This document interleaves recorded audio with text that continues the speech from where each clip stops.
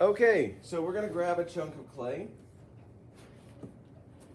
and we're gonna wedge it. So, like this. If it's too big for your hands, cut some of it off. Okay, we're gonna start to wedge this. And remember my eagle, I'm gonna put this down. And I'm gonna push down and roll it back up. It's far less aggressive than you think. You're just kind of holding that clay, twisting the horns, and pushing it down. Now, some of you, we all range in height on here. This table is just a tiny bit short for me. They used to be a little bit taller, and I took the bottoms off of them because most of you, some of you are shorter. And it's easier for someone who's taller to kind of spread out a little bit and lower themselves than it is for somebody to be up like this. Some of you still will be a little bit short for this. Don't stress. There's things you can do. Some people will grab either their chair or a stool and they'll kneel on it so it brings them up just a little bit. But what I wanted to talk about here is as you're working, you're going to use your hands and your wrists a lot, right? And we're working this clay. But I can do this over and over and over because I'm not actually using all my hands and my wrists. I'm actually using my upper body. So as I'm doing this, I'm kind of leaning into it just a little bit. And that will help to alleviate some of the pressure that comes onto your hands and wrists. Now, there are lots of things in this class that are brand new to your muscle system. You don't do things in other parts of your life that you do them in here. So you might get a little bit sore at first. It'll be okay. So we're going to roll that out like this. Now when we get to the end, I'm going to compress it up on itself. And what do I have to be aware of? Air bubbles. So air bubbles is why we wedge, right? So, sorry. Before I proceed to throwing out slabs, what should I be aware of? The direction of my spirals. Okay? Some of you will forget. And if you start getting something that comes out and it's unrolling and you cannot get it to go into like a circle, it's because you didn't change that direction. So pat those, change that, and I'm going to throw this out. Down and towards me. Down and towards me. So again, it's coming down.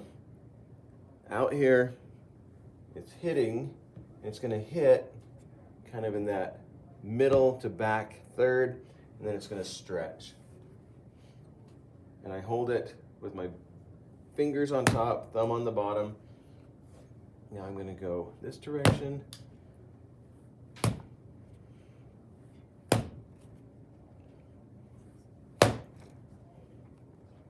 Out towards you, out and towards you.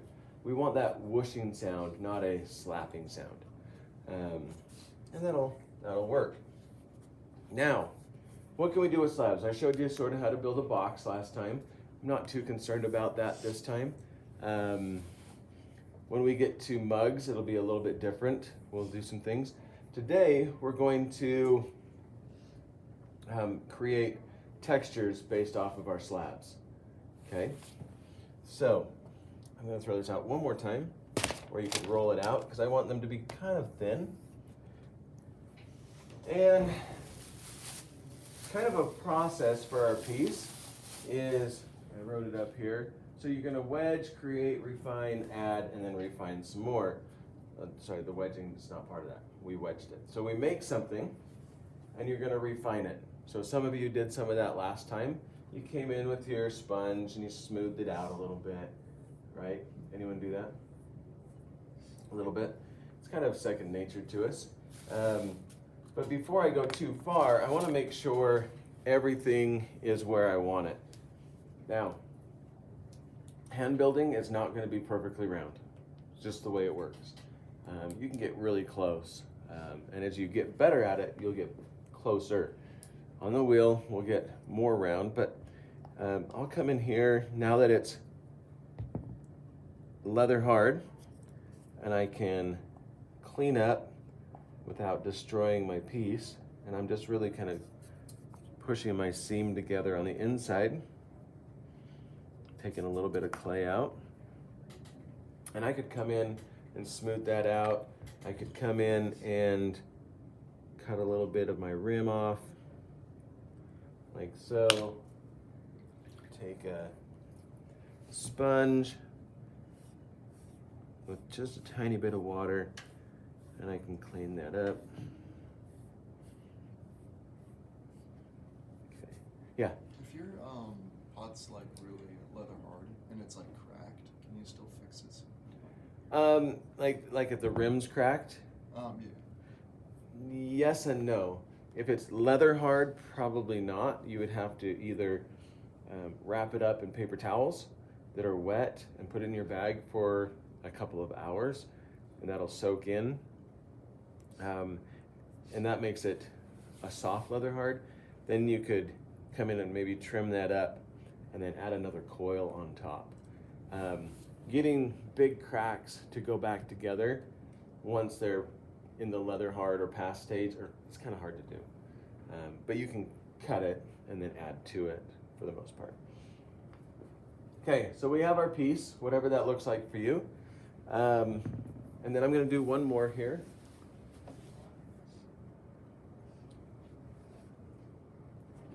Because I wanted to show you this as well. So, I'm going to create another little pinch pot.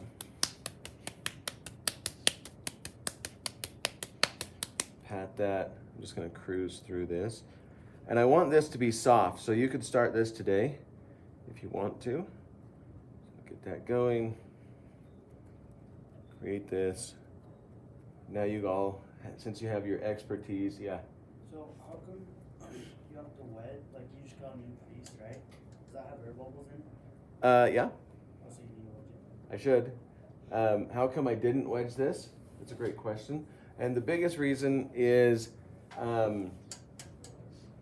because I am pushing the clay and compressing it, any of those air bubbles should disappear.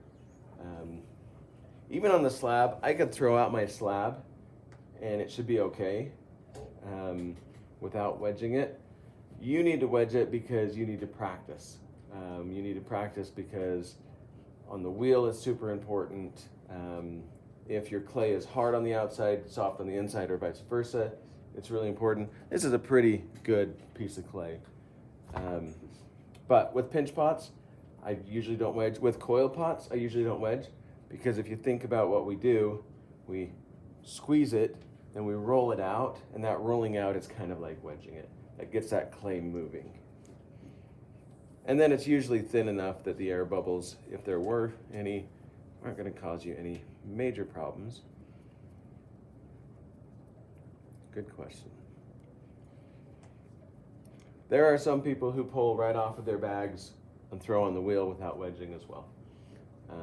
I don't recommend it because it can cause you problems. But they understand how to control the clay. And so once you do, then you can kind of wedge it on the wheel as well.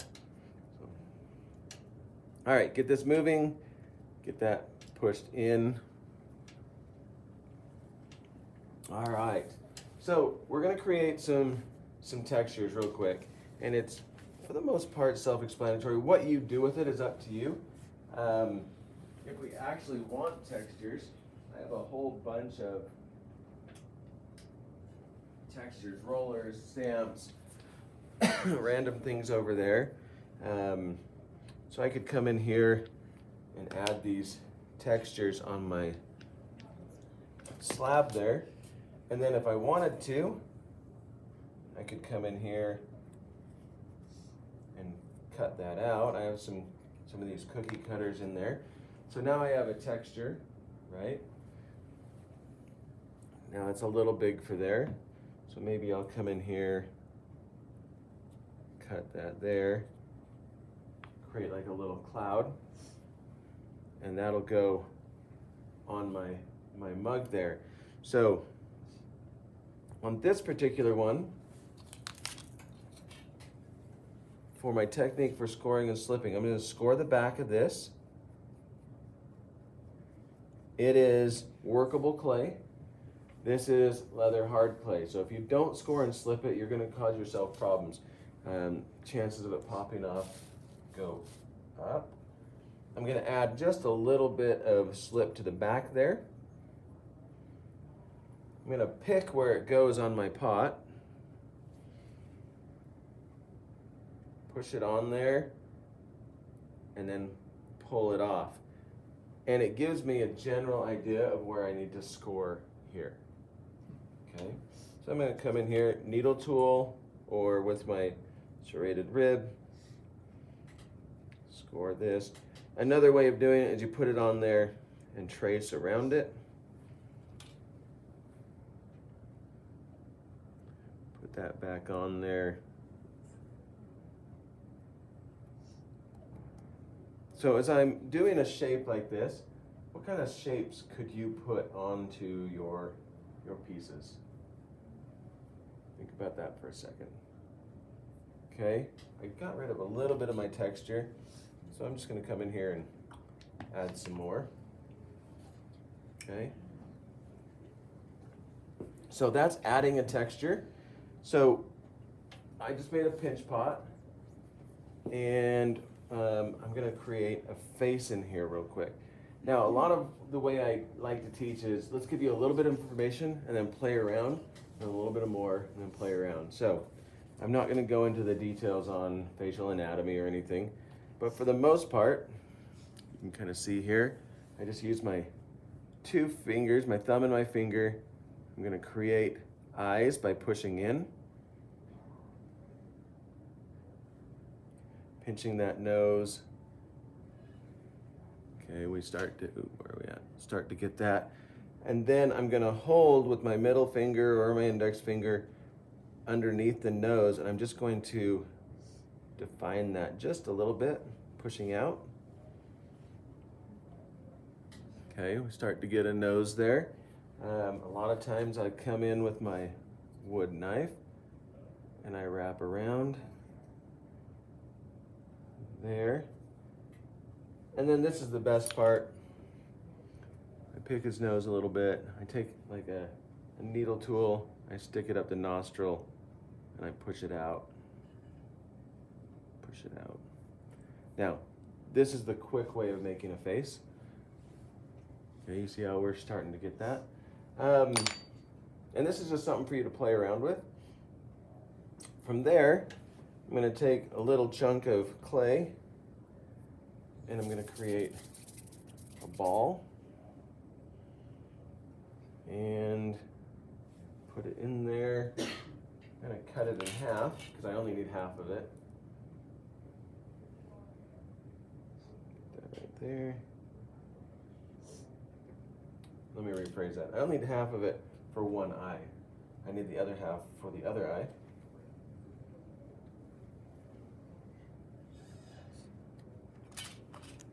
A little bit of slip. And I'm going to use my needle tool to score and slip this because it's hard to get my serrated rib in there.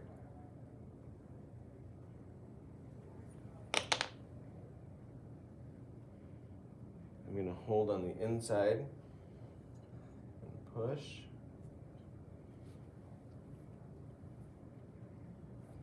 So I'm holding on the inside and pushing to get that worked in.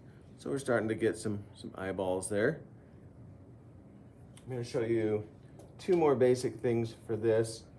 Well, three. One, if you want your nose to look more realistic, you come and you put like a little ball on the end and then smooth that out. Most of us have a little ball on the end of our nose. I'm not going to do that right now because I don't really care.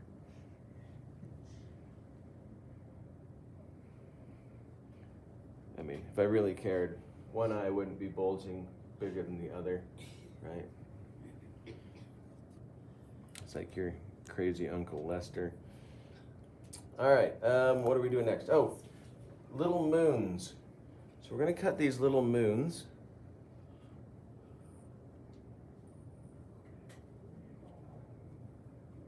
Like that. And then we bend it up. And this is going to go under our eye. Okay. Score and slip it. I'm just going to blend this in for today. Save some time. We don't touch what's touching the eye. We just blend in under the eye. Okay, we'll do another moon here.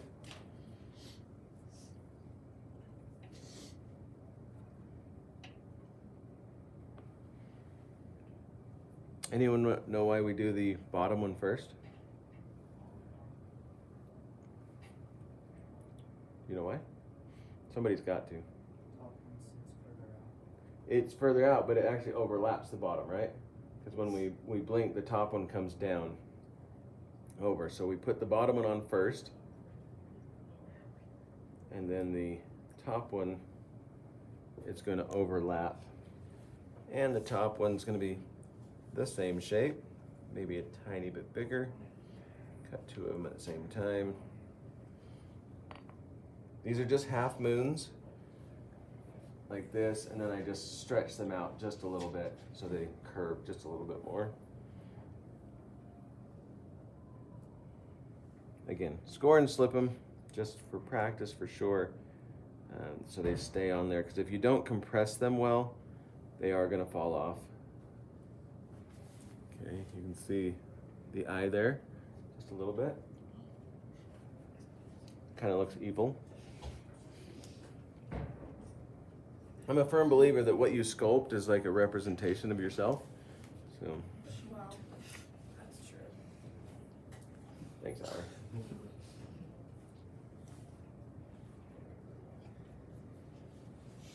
Beady little evil. I like it. I'm liking this a lot. Makes me happy. Okay. We're going to add a mouth, and this is a very, very basic idea of a mouth, okay? We can get way into this, but the bottom is another half moon, basically. Okay, that's your bottom lip. And the top is an M or a seagull, so it comes like this. And again, I'm being pretty loose here.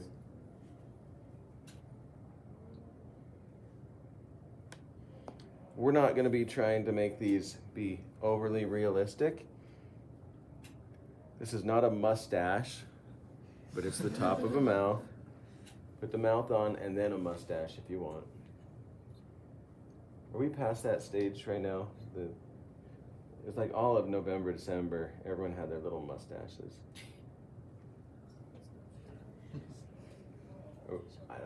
I don't care if we are or not. I'll make fun of whatever, so. Get that pushed in right there. Start getting mouth there.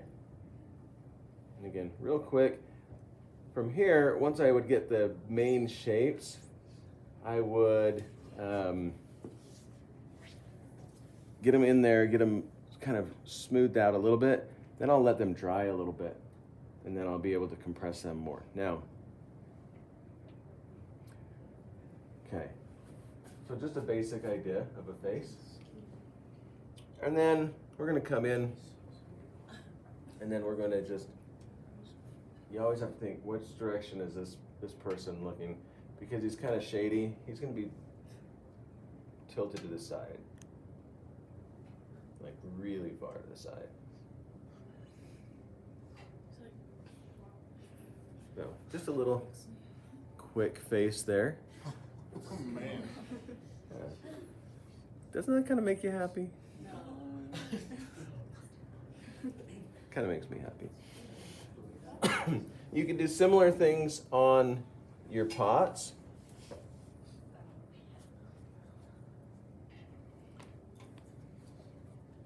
You could add an eye to your piece there. What kind of shapes did you come up with for your that you could add to your piece? I did a star. A star? Yeah. Okay. Let's see. What other shapes? Anyone have any other shapes? A flower? Where'd you get that idea from? Huh. Well, a star's good. Flower's great. No, they're both great. Same thing applies. Going to score. I'm not going to bore you with this part of it. Slip. And then you can put those on there. What other shapes could you put on? Square, triangle. Okay. What other images could you put on? An airplane. An airplane. Nice. A car. A car. Something else. Palm tree. Okay. If that's scored and slipped, then it's ready. Since it's not, it's not. But there's all kinds of things you can do. It's gonna pop off. Ocean. We've An ocean. Yeah, absolutely. So there's the flower. Now, very last thing, and then you get to work, is you could come in and carve your pieces. So over here, there's lots of these little carving tools. There's the ribbon tools, whatever kind of texture you want. But you could come in here and I could start to create little patterns, little designs. My flower's falling off. Why is my flower falling off? Because you didn't slip.